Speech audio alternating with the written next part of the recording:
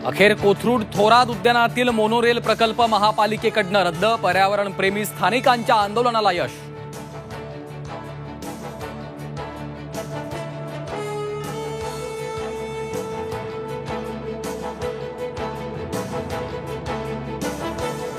पुणे अपघाताप्रकरणी पवार गट आणि काँग्रेसचे आमदार रवींद्र धंगेकरांचं आंदोलन, पोलिसांनी पैसे घेऊन प्रकरण मिटवण्याचा प्रयत्न केल्याचा धंगेकरांचा आरोप, पोलिसांची चौकशी करण्याची मागणी।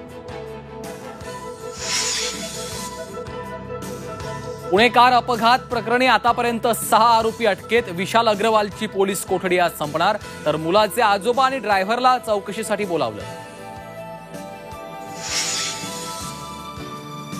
डोंबिवली एमआयडीसी मधील स्फोट रिएक्टरमुळेच महाराष्ट्र स्टीम बॉयलरचे संचालक धवल अंतापूरकर यांची माहिती, स्फोटात आतापर्यंत 9 जणांचा मृत्यू।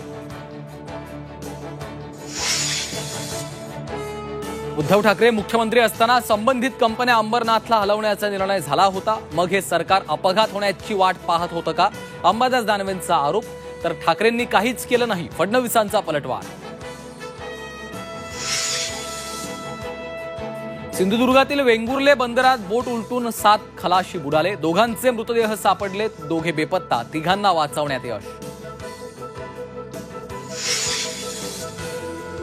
राज्यातील 40 तालुक्यात पावसाची परिस्थिती गंभीर, 73% महाराष्ट्र दुष्काळाच्या छायेत, राज्य सरकार असंवेदनशील असल्याचा शरद पवारांचा आरोप।